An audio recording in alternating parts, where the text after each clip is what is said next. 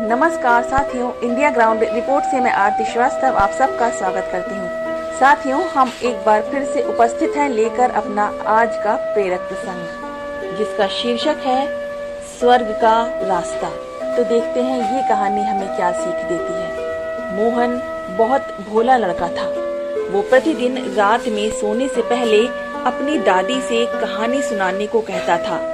दादी उसे नागलोक, पाताल लोक, चंद्रलोक, सूर्यलोक आदि की कहानी सुनाया करती थी। एक दिन दादी ने उसे स्वर्ग का वर्णन सुनाया।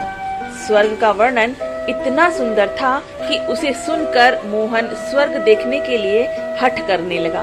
दादी ने उसे बहुत समझाया कि मनुष्य स्वर्ग नहीं देख सकता, किंतु मोहन रोने लगा। रोते रोते ही वो सो गया। उसे स्वप्न में दिखाई पड़ा कि एक चम चम चमकते देवता उसके पास खड़े होकर कह रहे थे, बच्चे, स्वर्ग देखने के लिए मूल्य देना पड़ता है। तुम सर्कस देखने जाते हो तो टिकट लेते हो ना, स्वर्ग देखने के लिए भी तुम्हें उसी प्रकार रुपए देने पड़ेंगे। स्वप्न में ही मोहन सोचने लगा कि मैं दादी से रुपये मांग लूंगा, लेकिन देवता ने कहा, स्वर्ग में तुम्हारे रुपये नहीं चलते, यहाँ तो भलाई और पुण्य कर्मों के रुपये चलते हैं। अच्छा, तुम ये डिबिया अपने पास रखो। जब तुम कोई अच्छा काम करोगे तो इसमें 1 रुपया आ जाएगा, और जब कोई बुरा काम करोगे तो 1 रुपया इसमें से उड़ जाएगा। जब ये डिबिया भर जाएगी तब तुम स्वर्ग देख सकोगे। जब मोहन की नींद टूटी तो उसने अपने सिरहाने सचमुच एक डिबिया देखी। डिबिया लेकर वो बहुत प्रसन्न हुआ। उस दिन दादी ने उसे 1 पैसा दिया। पैसा लेकर वो घर से निकला। एक रोगी भिखारी उससे पैसे मांगने लगा। मोहन भिखारी को बिना पैसे दिए भाग जाना चाहता था। इतने में उसने अपने अध्यापक को सामने से आते देखा। उसके अध्यापक उदार लड़कों की बहुत प्रशंसा करते थे। उन्हें देखकर मोहन ने भिखारी को पैसे दे दिए। अध्यापक ने उसकी पीठ ठोकी और प्रशंसा की। घर लौटकर मोहन ने वो डिबिया खोली, किंतु वो खाली पड़ी थी। इस बात से मोहन को बहुत दुख हुआ और वो रोते रोते सो गया। सपने में उसे वही देवता फिर दिखाई पड़े और बोले, तुमने अध्यापक से प्रशंसा पाने के लिए पैसा दिया था, सो प्रशंसा मिल गई, अब क्यों रोते हो? किसी लाभ की आशा से जो काम किया जाता है वो तो व्यापार है, वो पुण्य थोड़ी है। दूसरे दिन मोहन को उसकी दादी ने 2 आने पैसे दिए। पैसे लेकर उसने बाजार जाकर 2 संतरे खरीदे। उसका साथी राम बीमार था। बाजार से लौटते समय वो अपने मित्र को देखने उसके घर चला गया। राम को देखने उसके घर वैद्य आए थे। वैद्य जी ने दवा देकर राम की माता से कहा, इसे आज संतरे का रस देना। राम की माता बहुत गरीब थी। वो रोने लगी और बोली, मैं मजदूरी करके पेट भरती हूँ। इस समय बेटे की बीमारी में कई दिन से काम करने भी नहीं जा सकी। मेरे पास संतरे खरीदने के लिए 1 भी पैसा नहीं है। मोहन ने अपने दोनों संतरे राम की माँ को दे दिए। वो मोहन को आशीर्वाद देने लगी।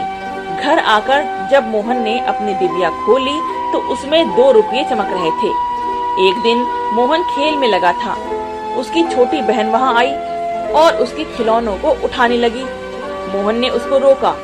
जब वो नहीं मानी तो उसने उसे पीट दिया। बेचारी लड़की रोने लगी। इस बार जब उसने डिबिया खोली तो देखा कि उसके पहले के इकट्ठे किए हुए रुपये उड़ जाते हैं। उसे बड़ा पश्चाताप हुआ। आगे से उसने कोई बुरा काम नहीं करने का पक्का निश्चय कर लिया।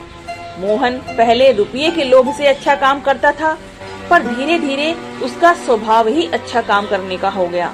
अच्छा काम करते करते उसकी डिबिया रुपयों से भर गई। वो स्वर्ग देखने की आशा से प्रसन्न होता।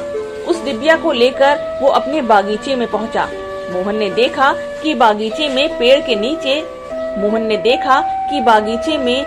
के नीचे बैठा हुआ एक बूढ़ा साधु रो रहा है। वो दौड़ता हुआ साधु के पास गया और बोला, बाबा, आप क्यों रो रहे हैं? साधु बोला, बेटा, जैसी डिबिया तुम्हारे हाथ में है वैसी ही एक डिबिया मेरे पास भी थी। बहुत दिन तक परिश्रम करके मैंने उसे रुपयों से भरा था। बड़ी आशा थी कि उसकी रुपयों से स्वर्ग देखूंगा। किंतु आज गंगा जी में स्नान करते समय वो डिबिया पानी में गिर गई।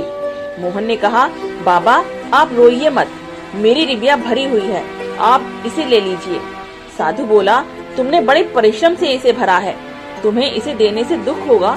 मोहन ने कहा, मुझे दुख नहीं होगा बाबा, मैं तो लड़का हूँ, मुझे अभी पता नहीं कितने दिन जीना है, मैं तो ऐसी कई डिबिया रुपये इकट्ठे कर सकता हूँ, पर आप बूढ़े हो गए हैं, आप अब दूसरी डिबिया पता नहीं भर पाएंगे या नहीं, मेरी डिबिया ले लीजिए।